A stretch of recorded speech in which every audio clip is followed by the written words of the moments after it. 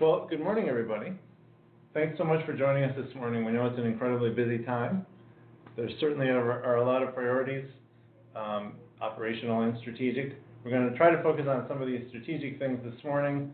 Hopefully you can hear me right now, and you can see the slides. We're going to, we have an hour together this morning. We're going to cover some important topics.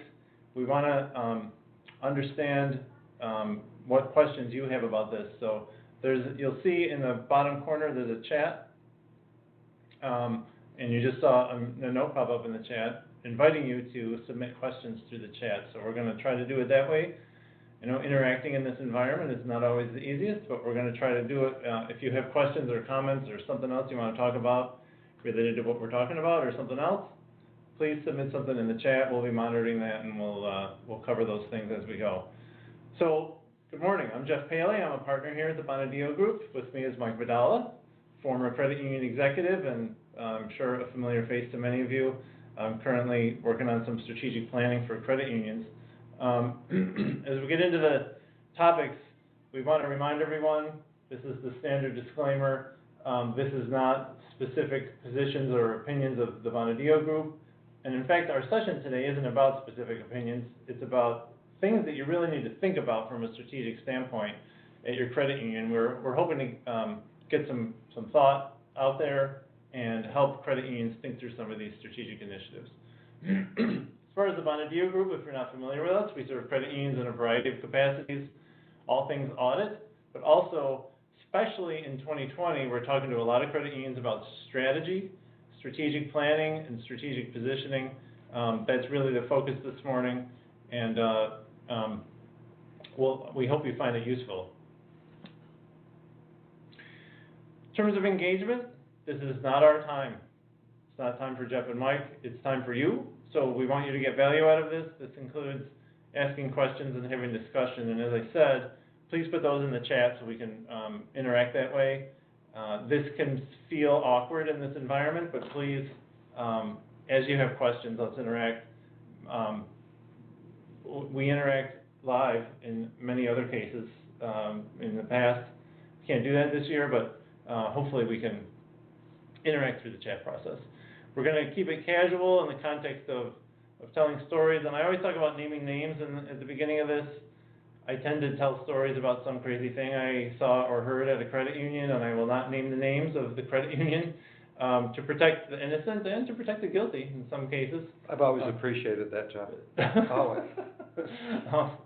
Thank you. So are there if there's any questions, whether now or as we go through, please enter them in the chat and we'll be monitoring that. So we're in an interesting time. We had our internal group of folks who serve credit unions, and when we were lining up this session, I said, look, we're going to talk to credit unions about strategy.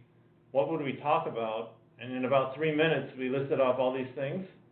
And certainly there are a lot of things that are sort of recurring, perennial strategy challenges for credit unions, but there are a lot of things that are new here in 2020 as we face some really unique challenges this year. We are not going to talk about all these things this morning. There's no way we could cover these things in the amount of time we have. And really, for many of them, there's no need to talk about them strategically. We're going to narrow it down, although if you have questions about any of these, we're very happy to entertain those. But we are going to try to narrow it down to 4 things. So really, 4 topics we want to cover this morning. Change, just the concept of change. Changes are happening very swiftly in 2020, particularly in March and April, and understanding what impact that is and how that really flows through to the reaction of your people, your members, and other stakeholders. We're going to talk about that a little bit. We're going to talk about equity, inclusion, and diversity. This is a key element of what's going on here in 2020. And thinking about it strategically is important. We're going to cover that. Workforce management, excuse me, in terms of how you manage your people. We're going to talk about that, some of the specific elements of what's going on now. And then growth. With all the disruption, it can be hard to think about growth when you're just trying to stay alive in some circumstances. But there are opportunities for growth. We're going to talk through what some credit unions are doing in that regard. So first, let's talk about change. So we want to cover this idea of change versus an emergency response. Collectively, when you face an emergency, typically you're not going through a disciplined change process. You're not talking about alternatives particularly, or at least not for very long. You're not trying to build consensus. You're just reacting to the emergency. And typically, that's the best thing to do. You know, in the emergency, do I go out the front door or the back door? That's really about all you need to think about, and then you just act. And there was a lot of that going on in March of 2020, and that continued really through the spring in terms of credit unions engaging in emergency response. And depending on where you are, you might have had to respond to the actual emergency of your employees being ill or employees being out because of COVID, or you may have been responding to government orders to curtail your activities. You might have been responding to members' reaction to the COVID disruption. But there were a lot of emergency responses that were enacted very quickly, particularly in March. Some of those things we're still doing now, and those included on the slide, you know, things like employees working from home remotely, branches that were closed to members, or maybe the lobby was closed, but you were limited to drive-through activity at branches.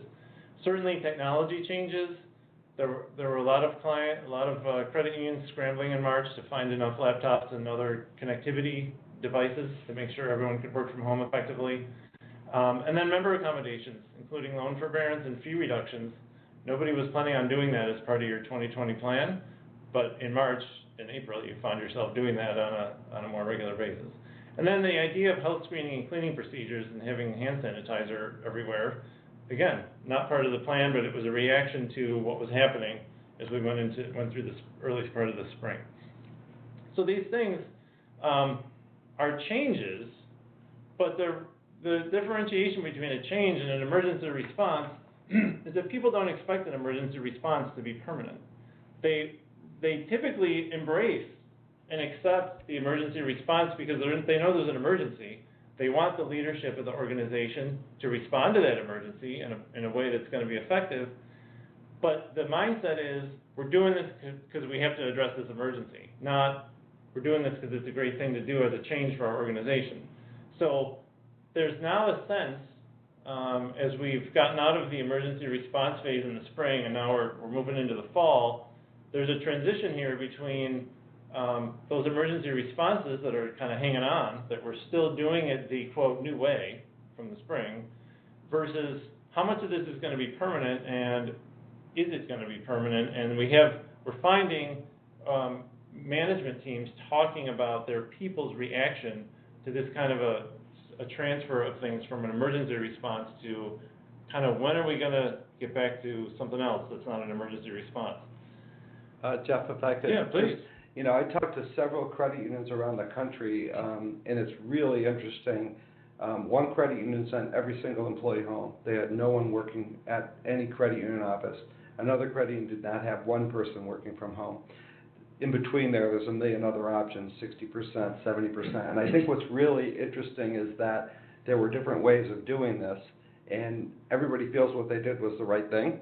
And so, you know, the other thing that's going to happen is when you try to take this emergency response and translate it to something permanent, remember that so much of this stuff now is being politicized.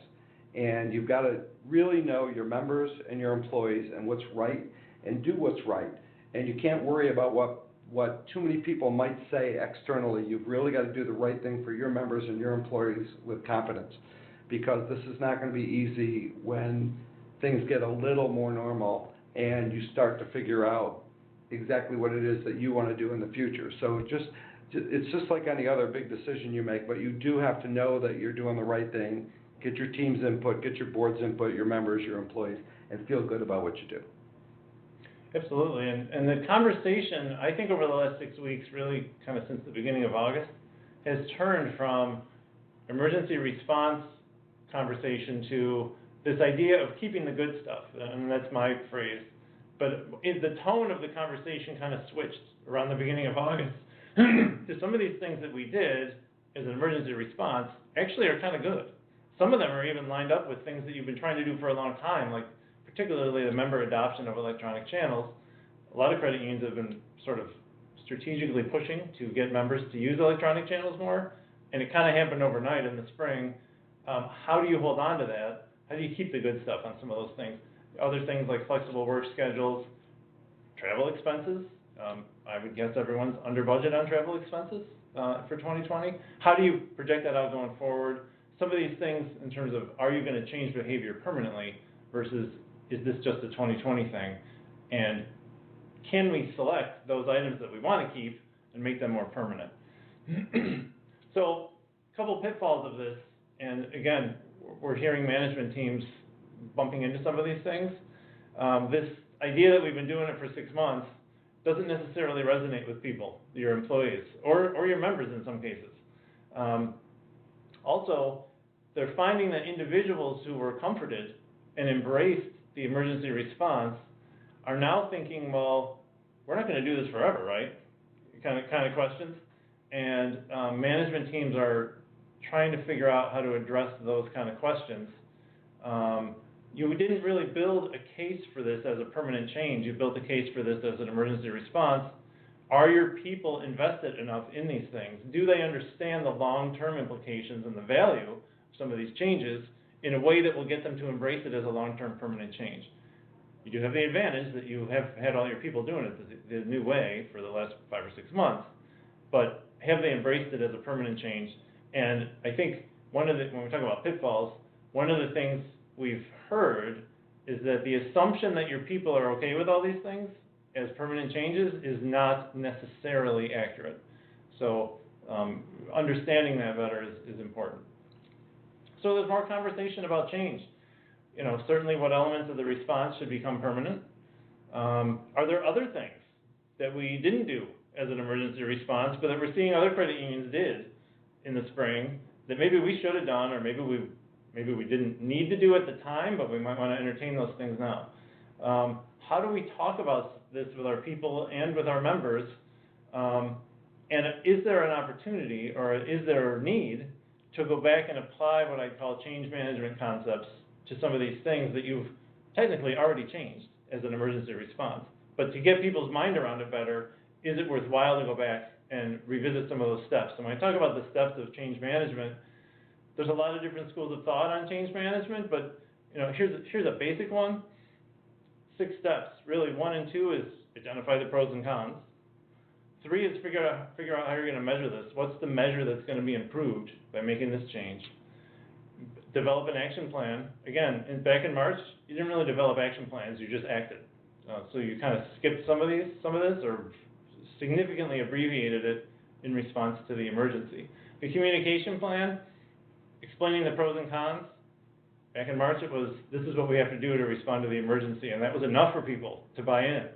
That might not be enough for people to buy in going forward. And then the discipline implementation, you didn't necessarily have a lot of discipline around implementation back in the spring because it was simply, this is what we got to do.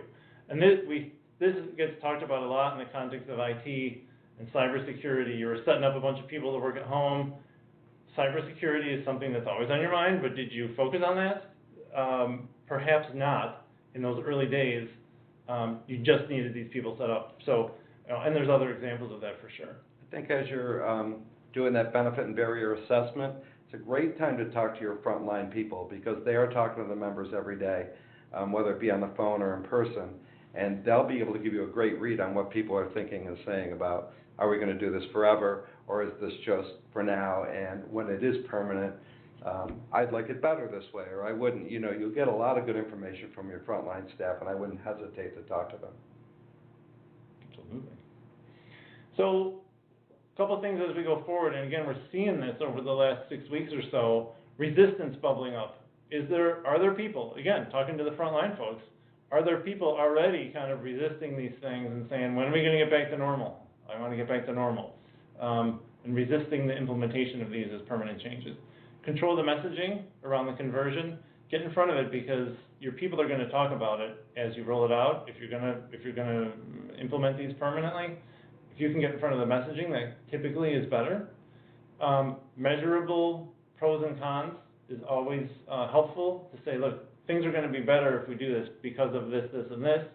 And if you can measure those effects, that's always helpful to getting people to buy in.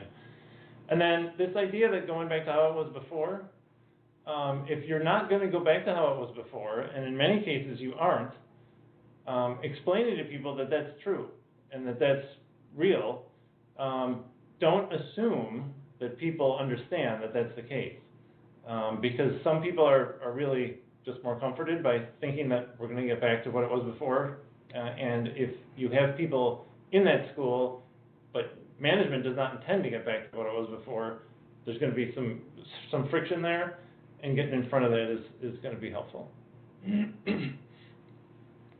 So to bring that back to the considerations of your 2021 budget, because we're getting into budget time here, do you need to right-size resources to accommodate the changes? And that the resources could be human resources, it could be IT resources, it could be marketing resources.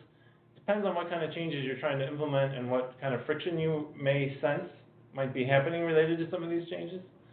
Do you have people on staff who cannot or will not do the things the new way? So sometimes when there's a lot of change or when there's significant change, the person who's been there for a while doing it the old way, if they don't want to do it the new way, sometimes that has to be addressed in a more significant manner, up to and including agreeing with that person that they're just not a good fit in their position anymore. So that's not something that people like to do. It's not a pleasant conversation necessarily, but if that person's going to resist, it can taint everyone else's thoughts about this process. Sometimes as executives, we forget that everyone's lives aren't like ours. Most executives have some place at home they can work, a home office or something, because you pretty much are expected to be ready to go 24/7. A lot of our employees don't, and I heard a story about an employee who went to their leadership team and said, I really have to come back to work. I can't do this anymore. I'm working in my bedroom, and my desk is an ironing board, and I have my phone and my computer somehow standing on this ironing board, and I can't do it anymore. I'm in the same room all day long. And, you know, you don't even think of these things, but, you know, whereas so many people have really wanted to work from home for a long time, now that they're doing it, they're saying, hey, it's not all it's all hyped up to be. And a lot of people are dying to come back to work. And there will be situations, I think Jeff's second point there, staff who cannot or will not do the things they cannot sometimes because of their physical surroundings, their ability to afford, you know, a desk or something at home. So you really got to think this stuff through and have your HR people talk to your staff. I mean, I think it's huge to figure out. There will be some people that just be way better off personally in the office, and others who probably can work from home with no problem. So as you're making those decisions, find out what people's personal situations are to the degree that it's appropriate, and then go from there. I think it's really important. Absolutely. And then before the NCUA comes in and starts looking at things, do you need to update policies and procedures? That's sort of the grunt work of this whole process. But if you're changing how you're doing things, but your policies and procedures haven't been updated to reflect those, that's the kind of thing you need to think about at least at some point during this process. And you might need budget dollars next year to engage in that process. That was really our commentary about change. Now we'll get on to a super easy topic like equity, inclusion, and diversity. I think this is critical to discuss as we go through 2020.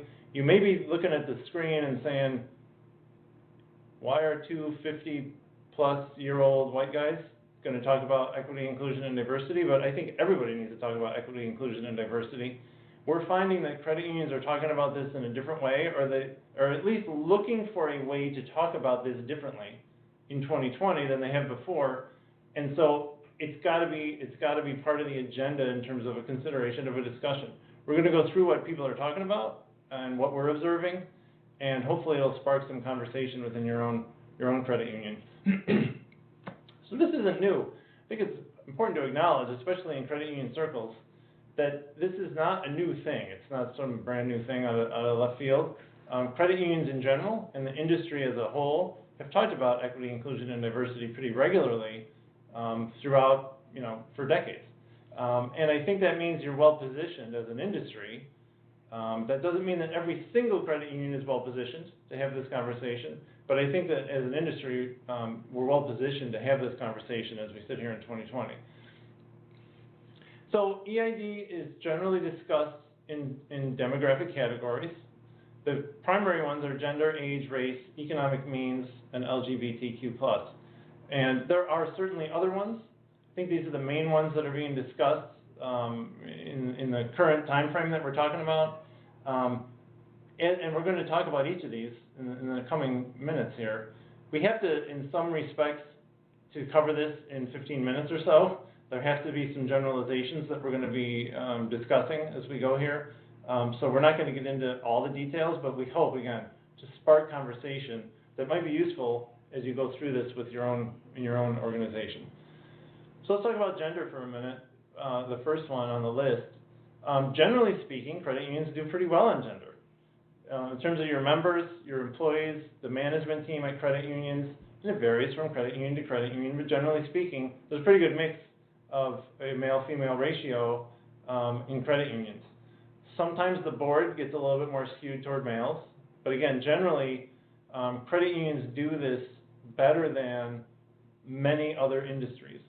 So, if there's any part of this where you can pat yourselves on the back a little bit, I would suggest this is it. That does not mean that it's perfect. That does not mean that it doesn't need to have some additional discussion as we go through 2020.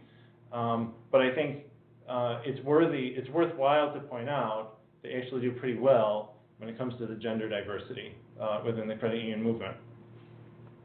As far as age goes, I think credit unions have been discussing age demographics for a while, particularly the aging of their member base, and that's generally results in a sense that they need to try to draw in younger people because the average age of the credit union member continues to get slightly older as we go through time.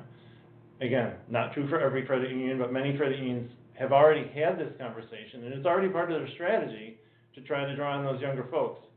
And it really becomes a balance sheet management thing in terms of if your older members are going to be more leaning toward deposit products, and younger members, generally speaking, lean more toward loan products. If you don't have a good balance there, you're actually going to have financial difficulties with liquidity and things like that going forward. So you have to keep replenishing people who have demand for loans, which generally tend to be younger people.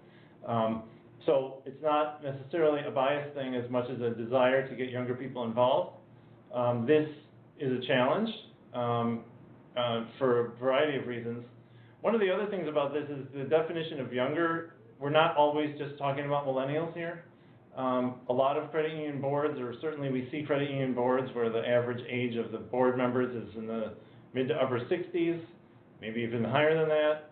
So even mixing in somebody in their 40s, while some of us may not think of that as particularly young, it is younger in the context of this discussion, particularly when you're talking about the board. So thinking about age is appropriate. By focusing on drawing in younger members, that does not make you biased against older members, because certainly the desire is to keep those older members, but to balance it off with younger members, generally.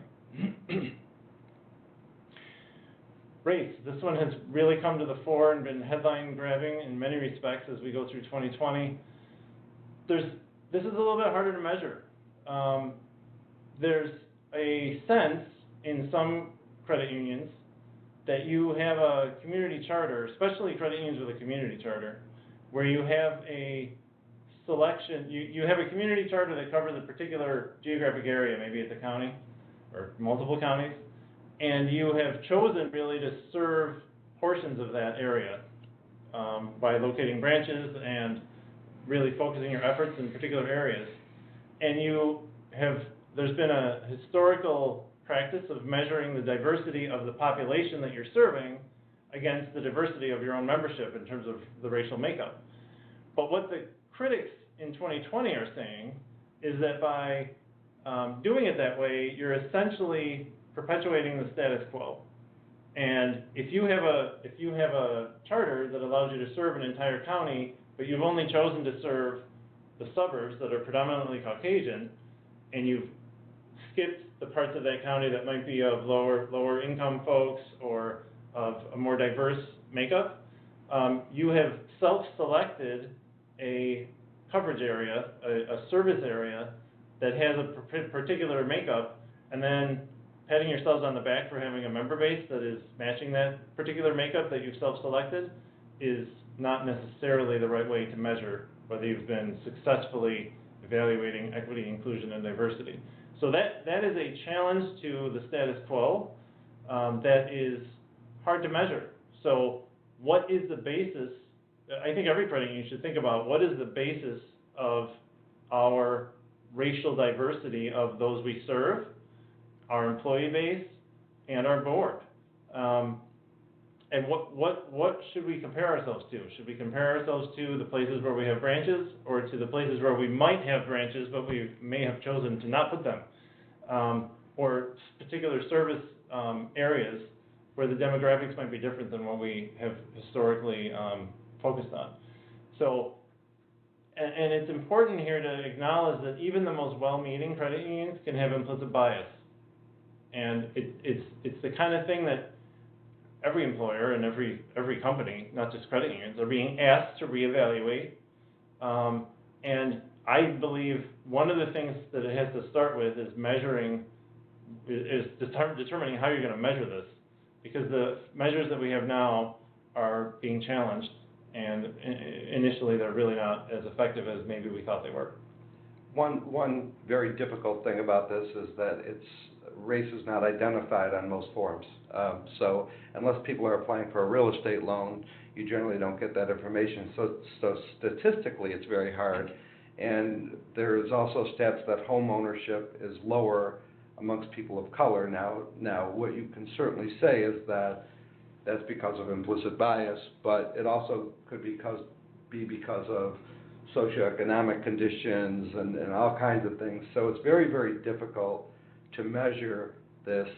One thing we used to do, if you have an underserved charter, look at that area. You're allowed to take anyone who lives, works, volunteers, worships, or goes to school in that underserved area. But one thing we tried to do was measure by zip code how many of our members lived in those areas, because there was a more likely tie to the underserved area for those people, and make sure that it compared in some way to the demographics of the whole population. So it's really hard to do this. The measurements are really hard, and every time you think that you're doing something positive in this area, you could also be creating some additional biases. So you have to be really careful with it and smart with it. But it's definitely going to be an area where credit unions can differentiate themselves if they do it right. And I think especially in these times, you have to kind of figure out new ways and better ways to be sure you're serving all your potential members. And frankly, one of the reasons we felt it was important to talk about this at this session this morning is that it is really hard. And sometimes the difficulty level of this can cause people to have a little bit of an inertia and not want to tackle it because there's so many other things going on. But really, you have to start the conversation, and if you don't start the conversation, you're never going to progress anywhere. Certainly with hiring and your board makeup and all those things, it's a lot easier. Yes. I mean, you know who works for you and you know who's on your volunteer rank. So that's a place where you can certainly address it. And believe me, if you do, those people will address it with you if they think you're not doing the right things for people of color who are in your membership. So I think that's a great place to start. Bring some people. If you don't have people within your ranks, bring them in and include them, and then you'll find that you'll hear more.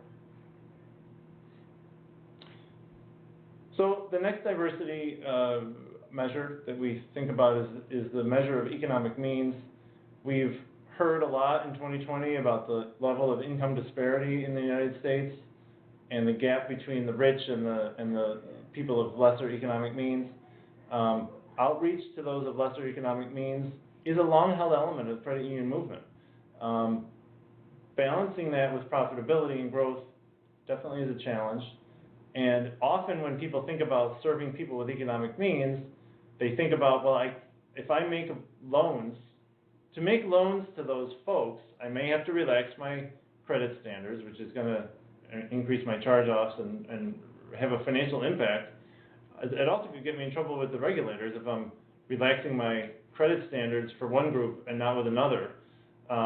So how do I make that happen? And I would invite credit unions to think about that it doesn't have to be about loans only.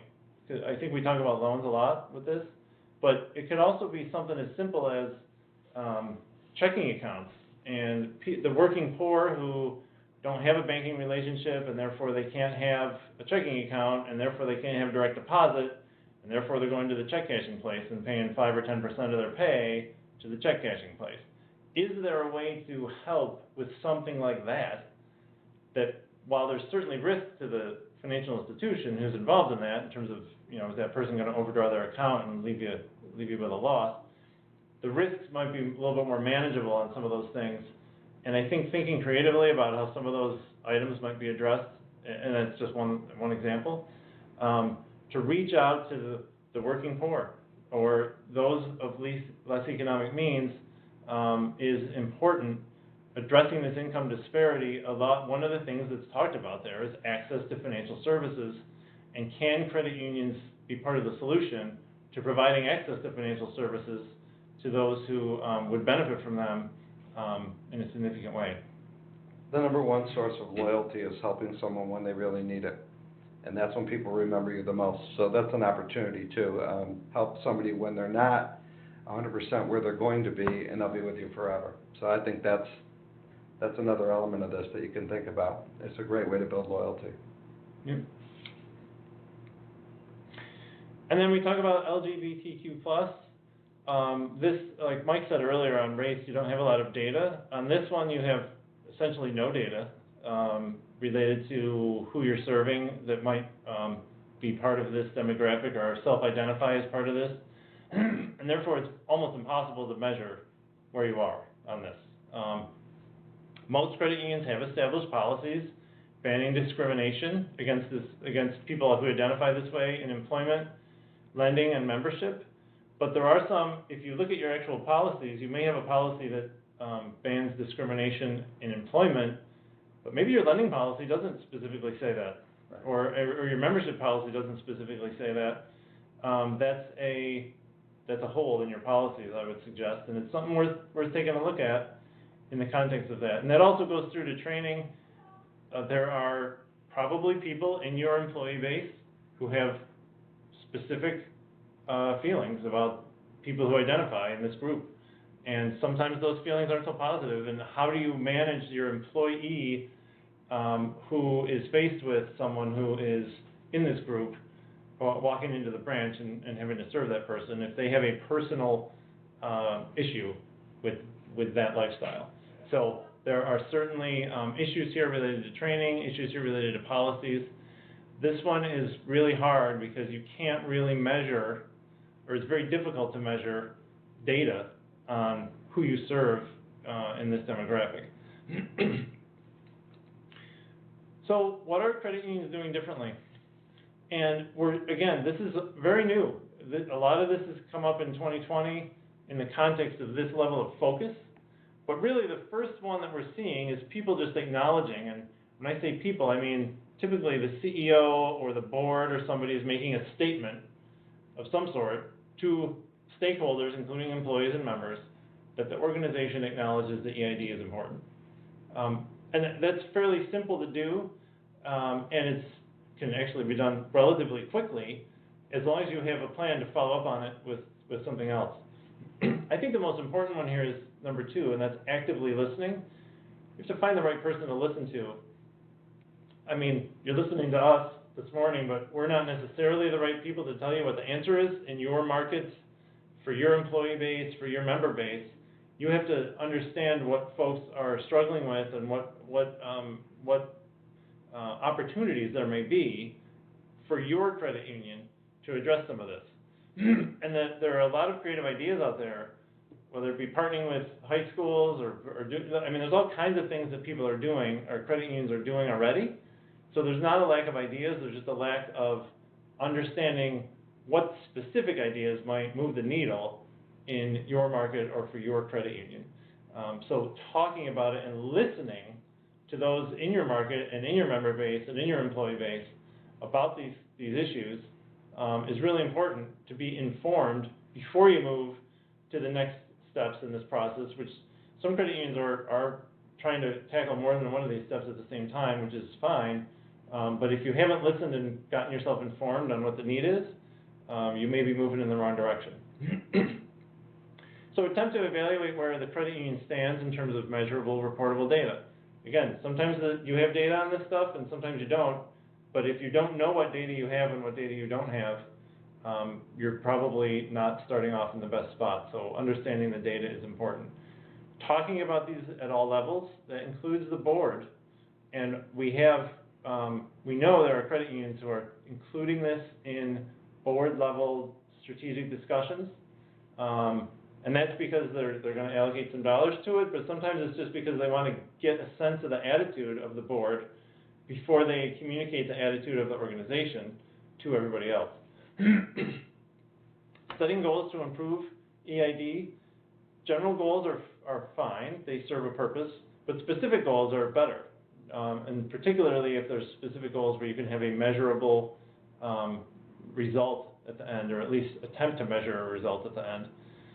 Allocating resources, and this does get into the budget process in terms of a lot of this stuff will have a financial impact on the credit union, depending on what types of activities you get into, and that's important to understand. And then establishing accountability, so understanding that you have goals, and if you don't make those goals, you're going to hold people accountable in some way, shape, or form. I'm not talking about punishing people necessarily, but at least communicating the accountability to folks as part of the overall organization's efforts. Some credit unions aren't doing anything. It's important to acknowledge, and sometimes there's a lot of reasons for that. But I think that over time, the credit unions who are addressing this more effectively are going to differentiate themselves from credit unions who are not doing anything, and the difference is going to show somehow as we move forward. So not doing anything is certainly an option. From our perspective strategically, simply ignoring this is not necessarily the best path as we go forward. 3 reasons that you would do something. Excuse me. There's a fairly sizable body of academic research showing that diverse organizations perform better over time. In terms of identifying risks and opportunities, and moving more quickly to take advantage of those opportunities, typically a more diverse group that's making decisions will actually be at an advantage in those situations, according to a lot of this academic literature. Number 2 is an interesting one. There's a perception that credit unions should be doing better than this than banks. The data isn't overwhelmingly convincing that that's true. The data that's available shows that credit unions do generally better than banks, but not by a lot. So it's not a standout difference. And if that's something that the credit union industry wants to continue to sort of hang their hat on, that we're doing better than banks on this, action is going to be required, I believe, because banks are moving on this, at least the bigger banks. And then, again, as people start thinking about this more actively, are you going to be able to participate in that conversation going forward? If you're not, then you might be left out of things as we move forward. A couple other things that keep coming up, this idea that you need a vice president of EID. Certainly at large credit unions, that might be a useful thing to do. Smaller credit unions, it's simply just not practical. In many cases, from a budgetary standpoint, to add another VP level person, but certainly including it in the discussion at the VP level and management level is important. We talk about measurements. Industry benchmarks, I think, are dangerous in this context because you really have to make it customized for your market, your membership, who you serve, and your employee base. And then making it part of the culture, I think that 4th one there, it really has to be a cultural thing. It can't just be an EID plan that's totally separate from everything else. It has to be ingrained into all the things that you do culturally to really move the needle and be effective. Just on that too, I think that's the whole key to this whole thing, is you have to make your culture one of acceptance and inclusion. And probably, a VP of EID might be a little more than you want to do, but this should reside in your HR area. And if you have a VP of HR, that person should have a take a seat at the table with executive leadership. They should have the complete support of executive leadership, and they need to support this culture. And it should be the board as well, should be very into this. I would even go so far as to say that third parties that you deal with, that come into your credit union, that work with your staff, have to comply with this culture. If you, I have almost a zero tolerance on any of this stuff. If you don't act appropriately and you don't require people to act appropriately, somebody's getting hurt. So to me, I don't think that's what credit unions are about. We're there to help people. We're there to this equity, inclusion, diversity thing should be just part of what credit unions do. And make sure your HR people have a voice, and that the people who lead the credit union listen to what they say. Really important. A couple other things, outside influencers, in terms of your member base, if you have something like, for example, indirect lending, you're getting members through that channel, but you don't know, a dealer is making the decisions about who that is, and There's your third party right is there. that third party having some kind of bias? If you don't know or you haven't thought about it, it might be time to think about it.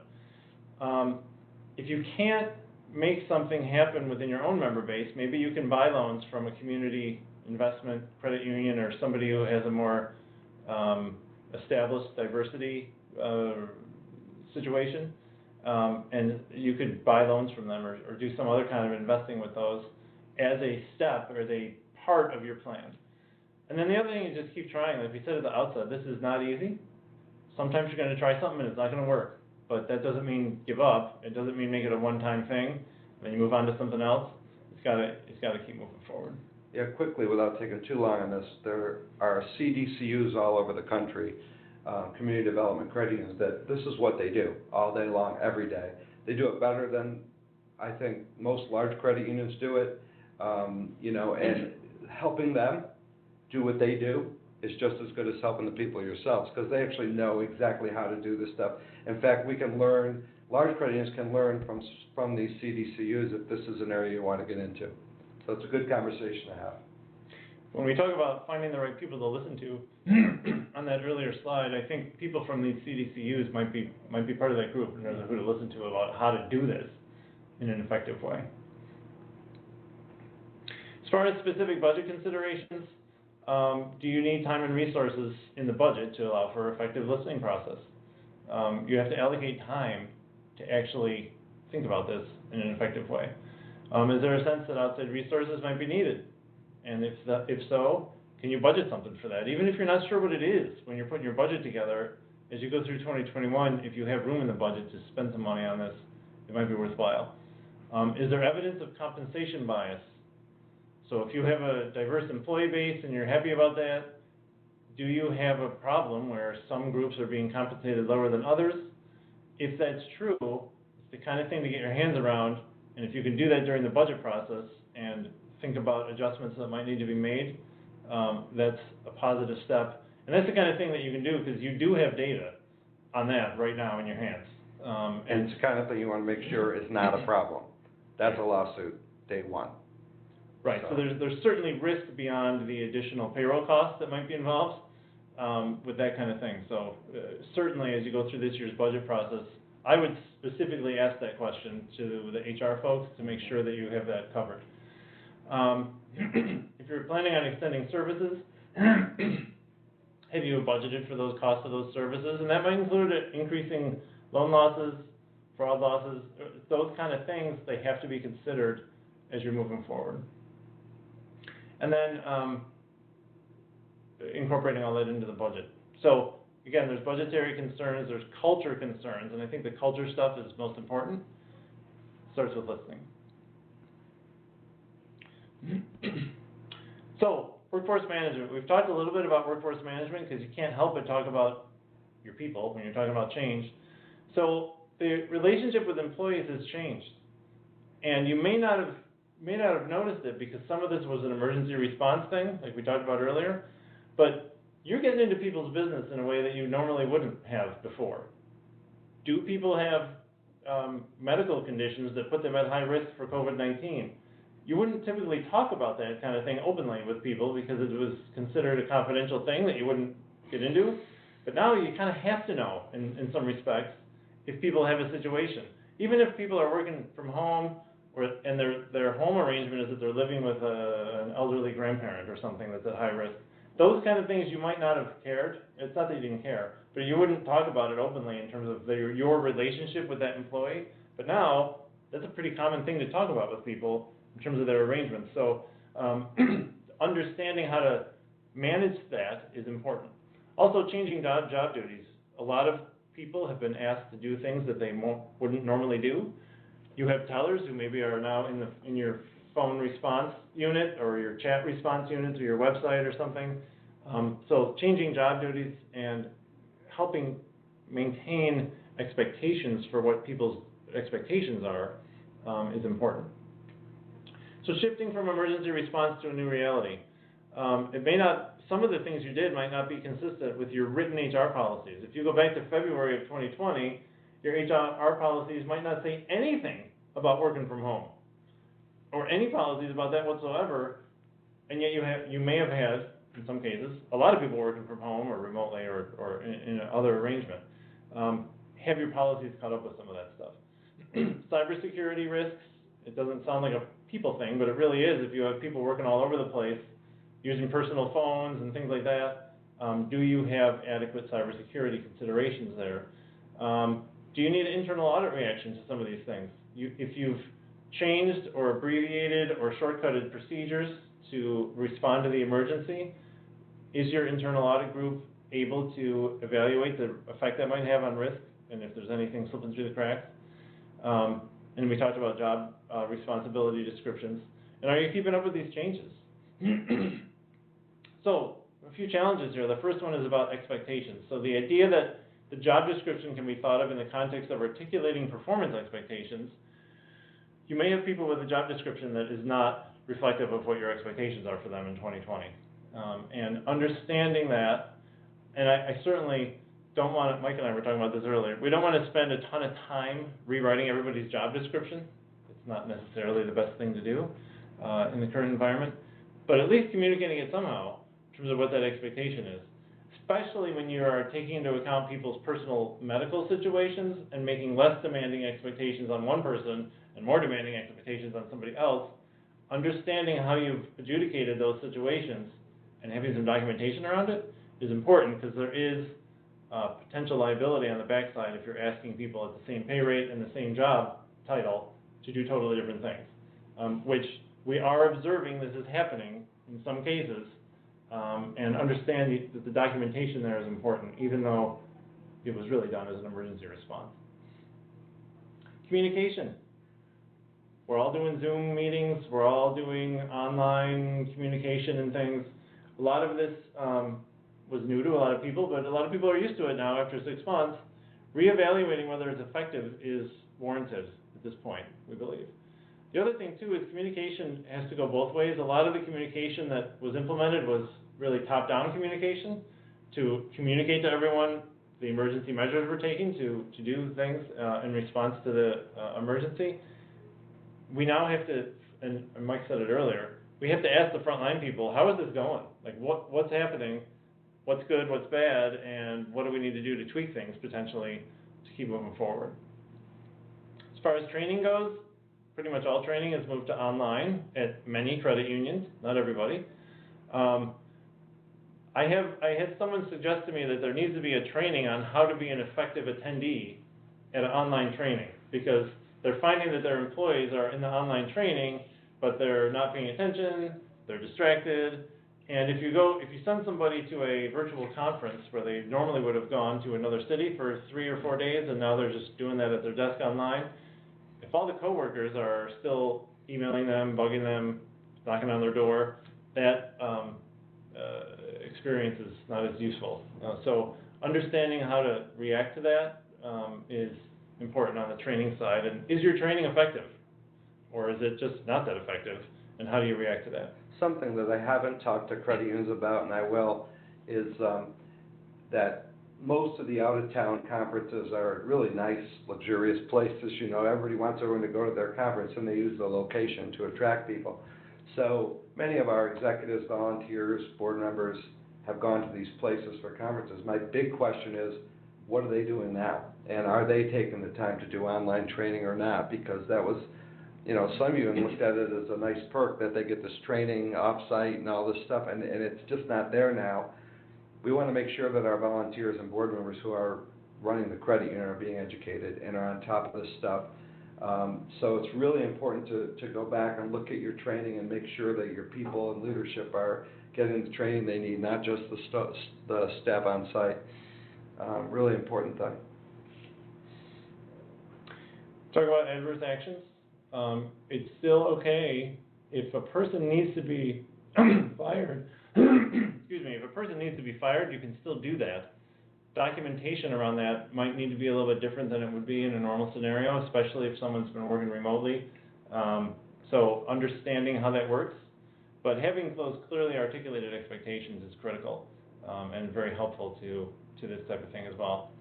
And then, as far as 2021 budget considerations, compensation adjustments related to changing job responsibilities, is that in the budget?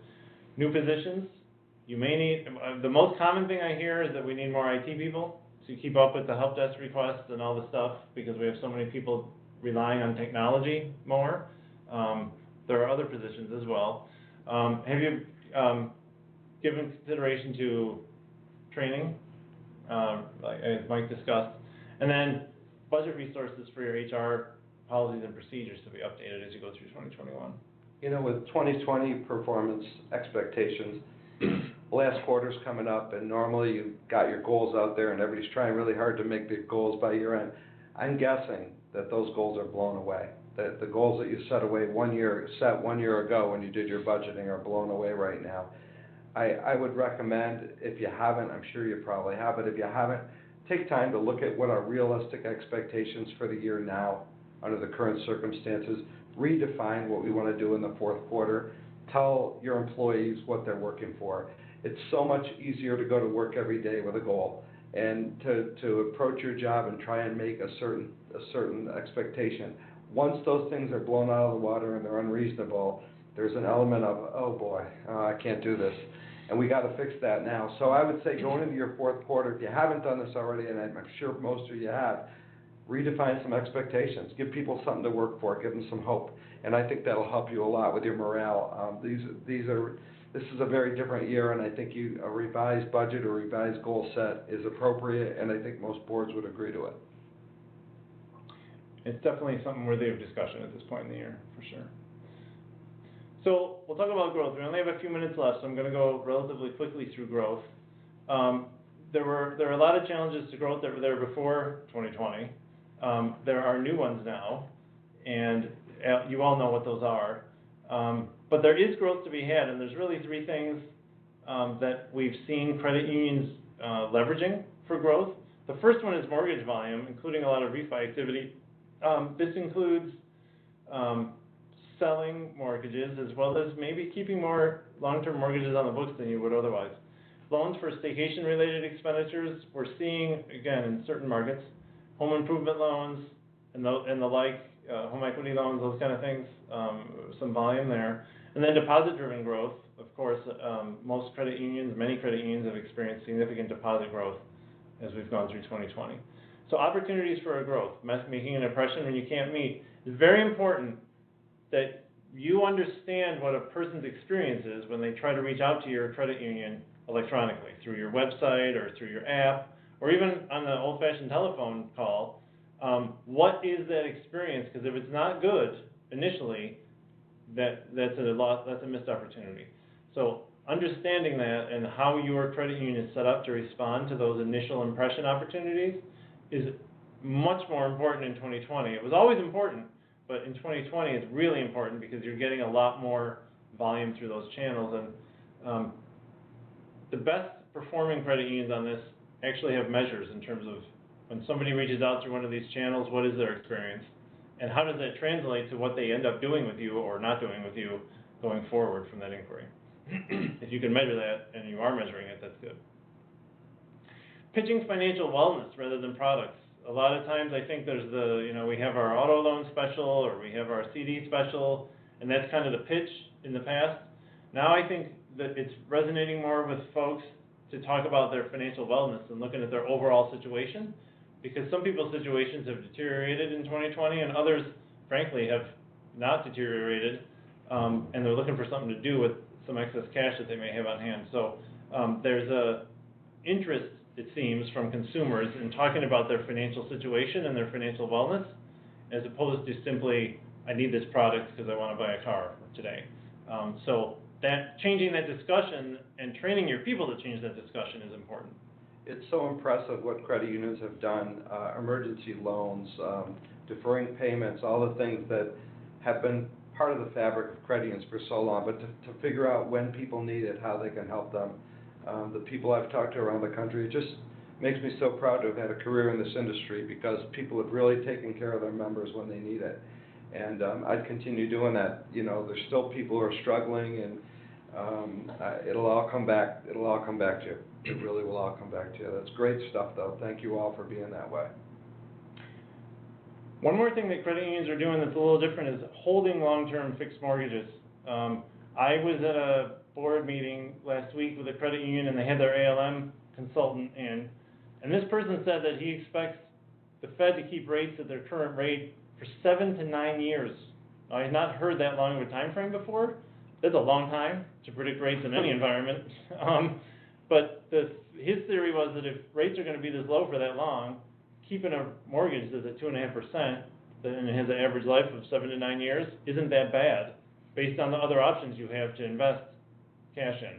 So it's worth revisiting some of those long-held rules of thumb related to how you're managing, especially mortgage volume, because most credit unions are seeing a lot of mortgage volume in the current environment.